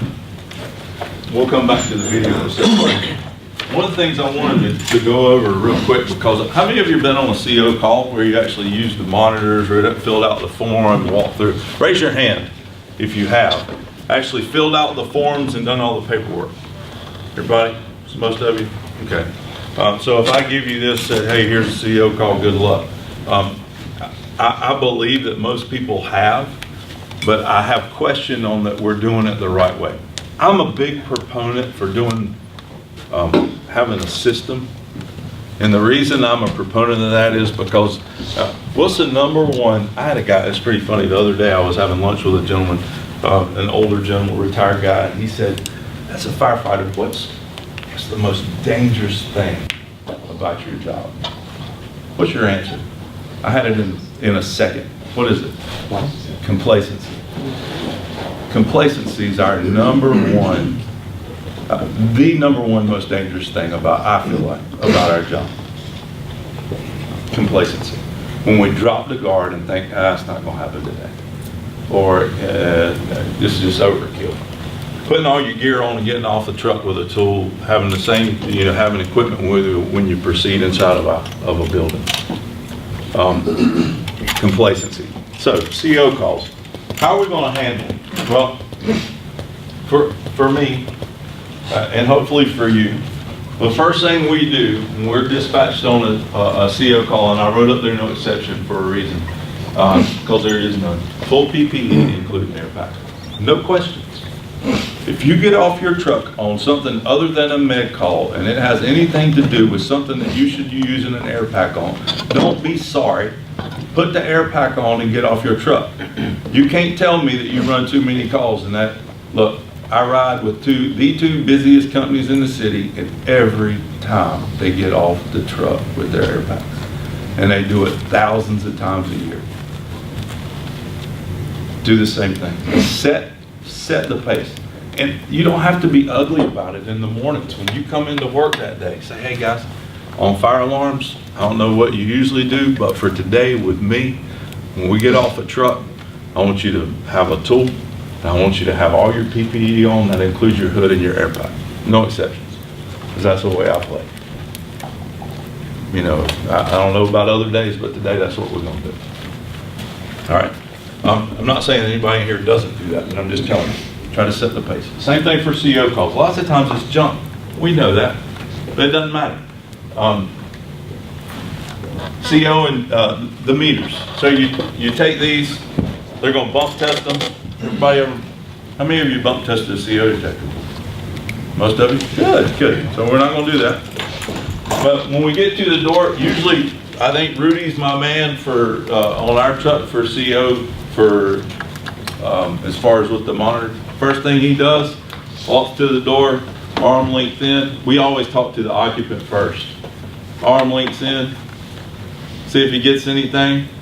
JP walks the house. Why does he walk around the house? Huh? See if there's actually natural gas on. Hey, yeah. The last one we rode the other day, guess what? None. Well, no gas. They had a CO detector because whoever owned the house, it was a renter. They told him, I guess, when it's a rental property, you have to have a CO detector. They didn't have any gas on the house. The detector was just bad. But, so he walks the house. I did natural gas on the structure. Speak to the resident occupants, just find out what's going on. Make sure everybody's okay. I did find out the other day, though, this is kind of interesting. Communications is telling the occupant to get out of the house and don't go to your car, don't get in the car and crank the car. The problem was it was 0. And she had 2 little kids, and they're just hanging outside till we show up, and it's freezing cold. She said, can we get in our car and crank the car? And I was like, yeah, absolutely. So make sure that you're kind of have purpose. Ask them why they're standing outside of their house. Can you sit in your car? Just sit in the car, or you go sit in the truck with my driver where you're warm. So think through those kinds of things. If you detect CO, what you gonna do? That's it. Mask up, go in. We're going to try to figure out where the source is, what the source is, because I've already asked my homeowner, what do you have that operates on natural gas? So we'll try to detect figure out where it is, isolate it, control it. If it can be isolated to one source, one unit, then or one appliance, we'll isolate that. If you have questions at any time, who do we call? Mr. Hazmat. We call Hazmat. If I have an issue with something, if I have, oh, sorry. That's right. Yeah. I'm Mr. If I have oh, yeah, there's a whole like little corner there, like the crescent, the Hazmat. No. Everybody else migrates to the side. But if you have issue, or you have concern, you're not sure about something, something's just not right, if your gut tells you, call them. That's why they're there. I don't think they mind coming out and trying to help you figure out what's going on. But isolate it. If you have somebody, if you're unsure about anything, of course, contact Hazmat. ID the source, control it, ventilate. So once we ventilated, we still get 0. Once we get 0, we'll close everything back up again. Wait a couple minutes, take another reading. If it maintains that 0, then we're good. We notify, we make sure we, once we check those readings, we document everything and we give instruction to the homeowner on what they need to do to proceed. Okay? Yes. In the past month, we've run 2 calls where one house didn't have natural gas on it, but we were getting readings inside. And the other one, they did have natural gas. Both times the car was running in the garage and they cut it off before we got there. Right. Never thought to ask before, but because it was cold like it was. Right. So it had worked its way through the house, set Right. off the detector upstairs, but Yeah, something we've done that. I've had one where they had the grill on the back of the house. It's actually fed. We checked everything in the house, but they had the grill, just the gas turned on, it wasn't lit. But it was in the back of the house on the deck, and it was piped, and it took a little while to find that. And the other one that I had was a golf cart. A golf cart will give you a false positive if the batteries are overcharged and start, am I right there? You guys, I think that's right. And if they're overcharged, then that'll give you a false positive on a CO reading. So that's another. Go ahead. We had a call, somebody had called to get a smoke alarm battery. Their alarm was going off. They thought it was their smoke alarm. Ended up where it was, he didn't have any natural gas in his house, but this elderly man had a cleaning company come out, carpet cleaning service, where they, they park their van out and they'll leave it running while they're cleaning your carpet. Anyway, the exhaust from that van was getting into his garage, which was then going into the house. And I think they shut it down by the time, our guys showed up, but it didn't come in just as a call for a carpet, a smoke alarm, but either way, Right. significant amount of carbon monoxide in the home. Right, and I think the point in all these is make sure you're asking questions. Don't just get off the truck and just walk straight on in and tell them, all right, just y'all hang out. Find out what was going on leading up to it. Ask those important questions that, sometimes we don't, we're just like, oh, got another CEO call, and you get off the truck and you walk through the motions, so. Yes. Just for FYI, a lot of folks don't know of all their appliances that are gas. Right. So a lot of people don't even know Right. the water heater may be gas, and they don't even have a clue. Right. So check them in, all the appliances. Well, they don't even, in our case, the lady didn't know that she didn't have gas. Did she? She was kind of confused about the whole thing and didn't understand the correlation between the two. So, but then of course there's the forms. If you haven't seen a CO form, they're up here. It requests things like incident number. Most drivers have done that. Jason's usually the one who fills this out for me, but ask for time, incident number, that kind of stuff. But you have to have the serial number on the CO detector. You have to put the bump test reading on it, that kind of stuff, and then have them sign it and you give them a copy. And it tells you right here what copy goes to. Yellow goes to this, white goes to there. So, any questions about that? Who has those? Is that logistics? Yeah. Yeah. Yeah. You can order them on the. You can order them on the monthly thing. supply list. And if you don't want to do that, you can just go ask for them. I would add too, Cap, they don't talk to your chief and stuff too, but it's always good for us, and most chiefs I think are getting better at it. If you get readings, if you go in the house and your meter jumps and you're over 35 parts per million or whatever, go ahead and don't be afraid to request P&G or housing authority or whatever, because it takes us 5 minutes before we're en route, 'cause we're getting our gear off the truck and, you know, locking things up. So, and then we got sometimes a 20-minute drive to you. So, and then, you know, P&G is another 30 minutes away, so don't be afraid to request them too. I mean, y'all know most of them too, that they're happy to come out. If you're sure, like, yeah, something's going on here and we can't.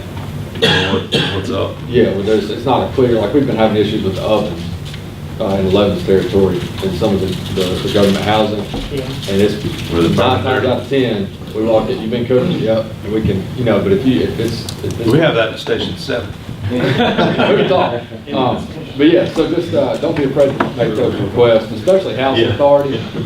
Because I didn't know this, but they lock up some of their appliances where the tenant can't access those.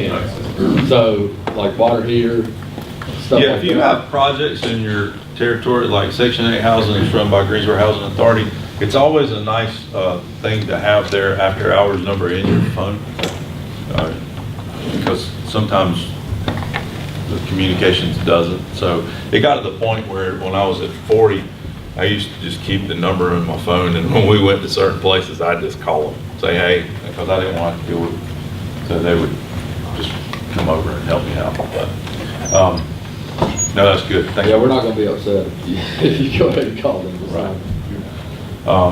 Any other questions or comments about gas leak stuff? You get ratings, you don't go on air unless you get higher. If you get a 10, are you cool? I'm not gonna do it. I'm probably not. At what point do you start putting? 35. I'm 35. When you hit is- 35. Right. Yeah. So you're not. Yeah, 35 if is it's, not high. Right. sometime, I mean, most of the time though, if we get a reading at the door of 10 or 12, it's probably gonna jump, so I'll probably go ahead and look, just mask up. Who cares? I mean, they give us free air. I mean, it's not that big a deal. You can get another bottle.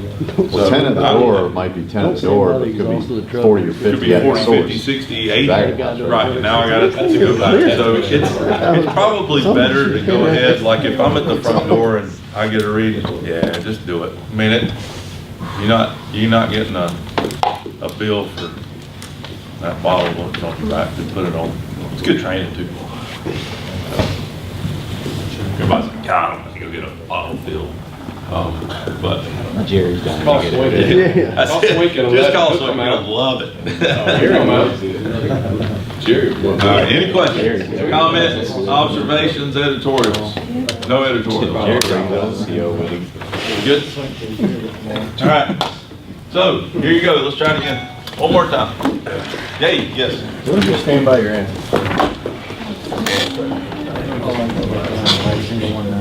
Oh, yeah. We're trying to write Thanks. down one of those. Jason just reminded me, make sure that, and I talked about it at the door, I forget that, I talked to Adam about this. If you're a second due ladder as a lieutenant, don't do the elephant chain thing where you follow everybody in. Please, don't do that. If it means you have to go a mile out of your way, then to get around, to come in an opposite direction, use that. Thank goodness we have an MCT now where you can use it and find that. Locate which direction, most time you know, which direction that first due ladder is going to be coming from. Y'all go the opposite, and you want to go nose to nose, okay? And the reason is sometimes the engine may have to stop short, and so that first due ladder can't get to the house because of the streets are narrow or something like that, and by you going the opposite direction, it happened with us with 4 and 11 over off of Lee Street one day, or sorry, Gate City Boulevard one day. One morning, Sunday morning, we just went the opposite direction. We get to the front of the house. Everybody can use our stuff. No big deal. But make sure you go in the opposite direction. What else? Yes, go ahead, Jeff. When it comes to ventilation, I noticed a lot of people that have never been on a ladder don't know how to ventilate let's say you cook in the house and fills up with smoke. And they'll go in, they'll open every door and every window, stick a fan in, and you go shut doors from a ladder company standpoint, you're moving it systematically out of each room, and people go behind you and open up every door and every window. So, we're doing it room by room, and a lot of people, a lot of young guys don't know that. Right, to And- compartmentalize. Yeah, compartmentalizing each room. So in other words, if you come in and there's a ladder truck and they're operating and everything's closed, leave it closed. They're doing it for a reason, I promise. Yeah, because you'll see us, we'll go back and we're like, oh, okay. Yeah, go back. Yeah, everybody starts rolling their eyes. And, so, yeah. Yes. Does their ladder truck have the electric TPV? Good point. No. 11, 5, 7. I think there's Air 1 other 10. Air 1. And Air 1. Yeah. Is that it? 52 does. 43, 52? Yeah, there's a few that don't. There's 20. Am I on ladder 20? Been to ladder 20? Heard of it? That was me. No, they don't. And man, I'm telling you, that's a game changer. Especially on CO calls and when you're trying to get the car 33 in to do investigations and keep some fresh air rolling. But for the engine guys, those box fans will work sufficiently for a small residential house. You don't always have to call for a ladder to get CO or ventilate after a natural gas fall. Right. Turn that Not thing always around. necessary. Never use a gas fan to ventilate a house for CO. Thank you. Yeah. Yeah, you're right. We actually got better movement from the box fan than from our gas fan. Oh. Just experimenting at the station. We put the box fan out front, like positive pressure, and got better movement through the whole power station than with the gas fan. That's interesting. Used in conjunction, you're saying? No, by itself. By itself. By itself. Yes. By science, it's not possible, but. Yeah, I would think, because Yeah. gas There's fan gotta be pushes a more seal stuff out, issue right? or something there. I Higher don't know pressure. what. I mean, was everything compartmentalized correctly? We're doing that, was putting tape up on the doors and opening them, and the tape, we could get a lot more movement. Maybe the positioning of the gas fan itself wasn't in the right spot. Right. Yeah, I mean, there's options, but, I mean, just by, CFMs, 50 cubic feet. That's interesting. Anything else? Those are good points. Good. Thank y'all. Anything else you can, how about questions before we get into this part? Any questions about, hey. Hey, Barry. How do y'all do the splitting that we talked about Yes, the other day? and I had it in there somewhere, didn't I? Yeah, right there. I don't know how I skipped it. Right. Split. Do we do it? It's kind of, that's a great question.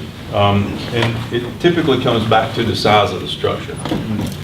For us, I guess technically it's called a split, but most of the time, by the time I make it around the house, if I assign Rudy and JP to ventilate, to cut a hole, when I say they're gonna cut a hole, by the time I get off the truck, get a tool, and get around the house and do, because I'm gonna soften the backside.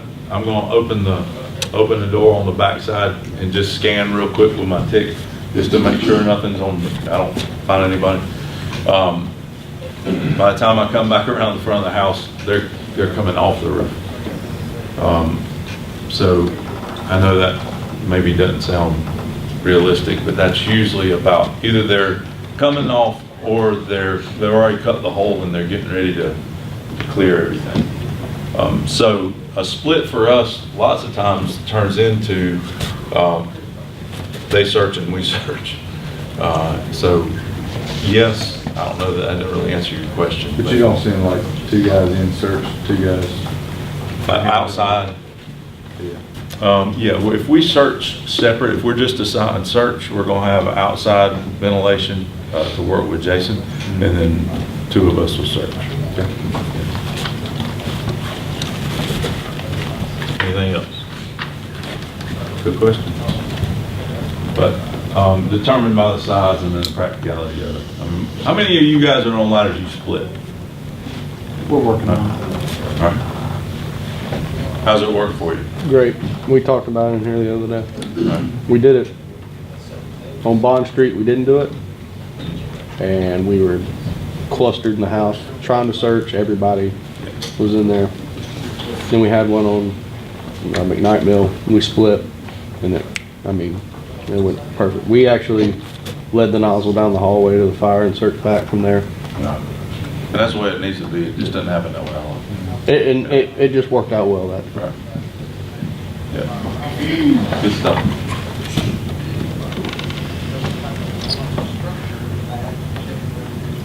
All right. You remember these? Oh, gosh. Captain.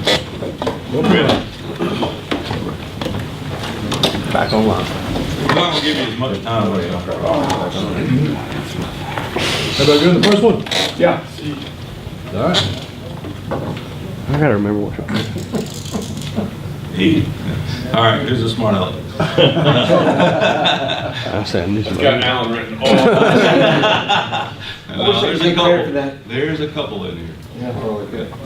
Yeah. 10, There's a lot of people that just vote.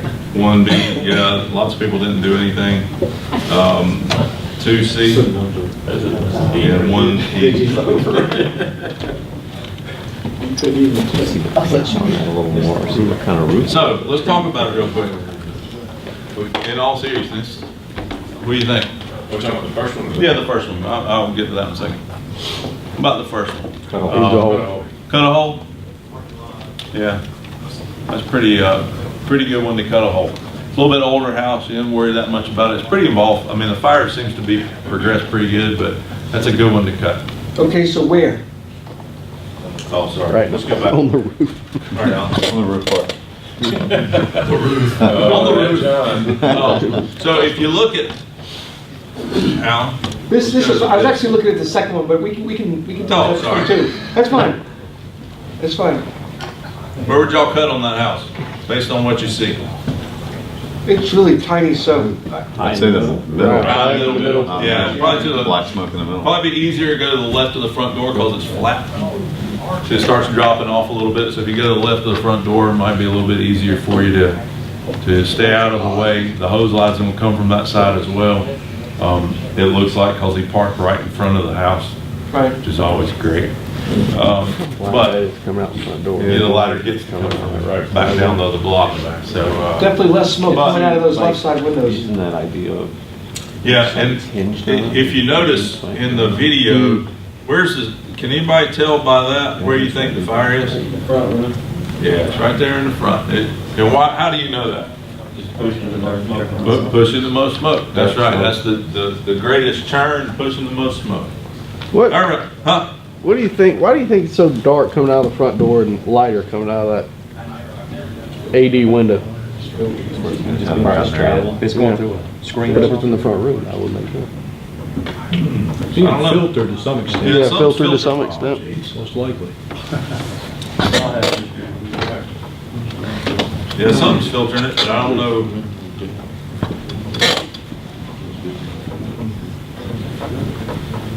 I think it's actually getting into the attic a little bit too, but yeah, I don't know. More brown around the. Thoughts? All right, Alan? Yeah. Number 2. Second one. Can we click? Yep, go ahead. What do you think? Not just you, Alan, everybody. Gotcha.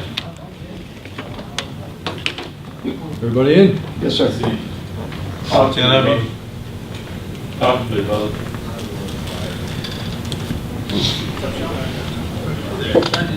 right.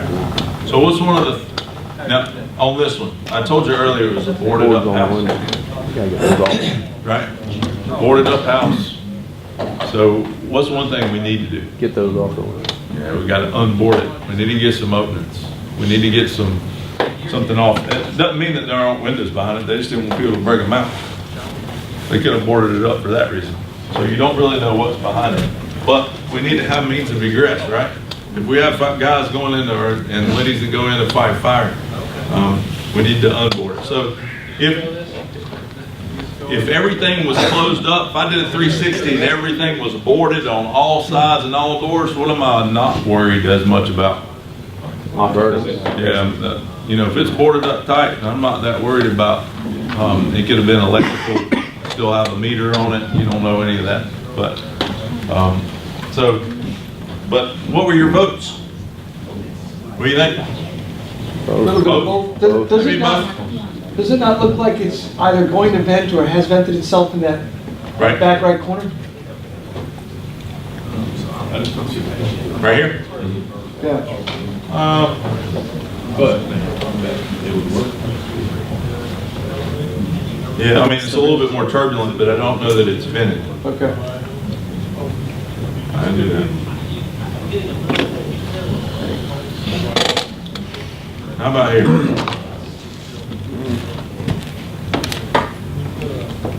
Thoughts? Everybody select? Yeah, you Okay. All right.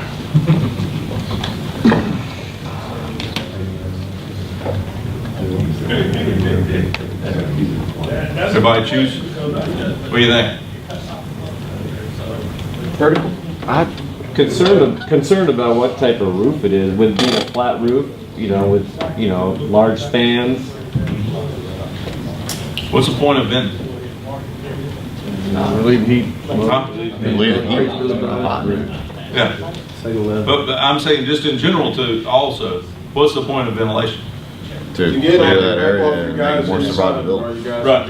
If you have guys operating inside, or if you think somebody is inside. So if we don't have either one of those, what's the work? What's it work? What are we gaining? Nothing. Well, yeah, we're really not gaining a whole lot. Somebody should run. Yeah, run back to the truck and grab another line. Or you can set your ladder up. Put that thing down low, drop that ladder and make it swim. That's exactly right. Dump as many gallons as you can into it, put it out, and then go and mop it up. So what do you think? What do I think? I'm not getting them. No, I mean, I know not verbal. Well, what did you answer? On this? Put in the census, it's like, is people in there, what would you do? If you knew 5 people was in there on that structure right there, what would you do? Get them out. Like, that's. I mean, really, why? What's the point? There's no point. Well, isn't there some significance to the fact that if it's tires, we know that tires are going to produce black smoke, Yes. a lot of black smoke, and Yeah. there may not be a lot of fire in there Yeah. necessarily, you know? It's Yeah. Right. I mean, I see what you're saying, Alan. The pressure of that smoke tells you there is a pretty little bit, well Yes, developed fire. definitely, I agree. And I mean, we can debate it all the time. I'm just telling you what I'm not sending my guys on that roof.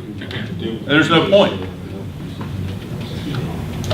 I'm just saying personally, we're not going, because there's no need. We're going to put a bunch of water in it. We're going to put it out. Yeah, because guess what? Tomorrow, they're going to bulldoze it, and you might get a plaque. Nobody's sleeping in there. No. I mean, it was operating. It's the middle of the day. And the other part is, nobody's living through that. That heavy of smoke, they're not. Not by now. They're just not. So if I pull up on that, no, I'm not going to. It's not worth it. Any other thought? Now, and that's just me. Y'all can have a different opinion. I don't care. I mean, that's fine. You probably have a lot of different opinions about a lot of stuff we talk about. But I did it again. All right, how about this one?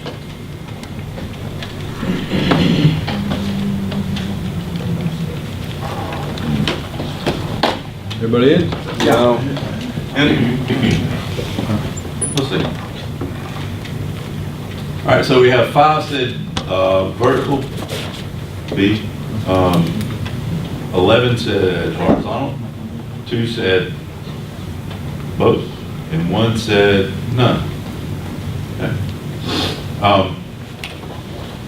And this one I want to talk to you about just a little bit more. Go back to the picture of it. First off, what kind of house is this? Modular. It's a modular. How's a modular built? Poorly. Cheap, poorly. Okay, that didn't answer my question. What prefab, aren't like? It is, but what are the dimensions of the lumber that the roof structure is made out of? Anybody know? Well, They're not. Walls are 2 by 3s. Yes. Yes, the walls are 2 by 3s. Yeah, they're not 2 by 4s, they're No. 2.5 inches. Yes, 2 by they're 3s. 2.5 inches. The walls are. The rafters aren't far behind it. And what's the dimension of the OSB that the roof decking's made out of? 3/8. Huh? 3/8. 7/16? Yeah. That's right. 16. Yeah, 7/16. Anybody know it? If you want to pull a ruler on that. 7/16, and what's the span between the rafters? 2 foot, 24 inches. It's spongy before it ever caught on fire. So is anybody going to the roof? No, you're not. Not with me, you're not. You know what happened on this? That guy fell through. Guy fell through. You know where, he wasn't cutting either. He was up there pulling vents off. And he falls through. And then he crawls to the other side of the ridge and just lays there.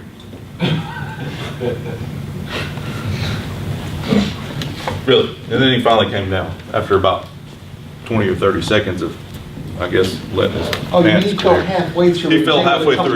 back? He caught on the ridge. Okay.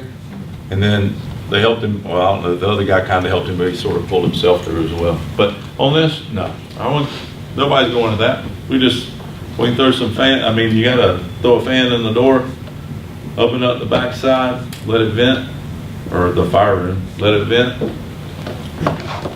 It's not worth it. Not worth it. Get it again. Y'all know what the last one is. That's very Pavlovian. Yes.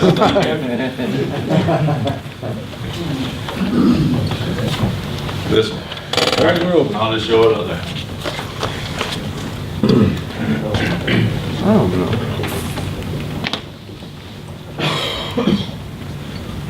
Then, Oh, I hit the wrong one. we good? You hit It the won't wrong let you. one, it's all right. Hey, no, we don't know you did.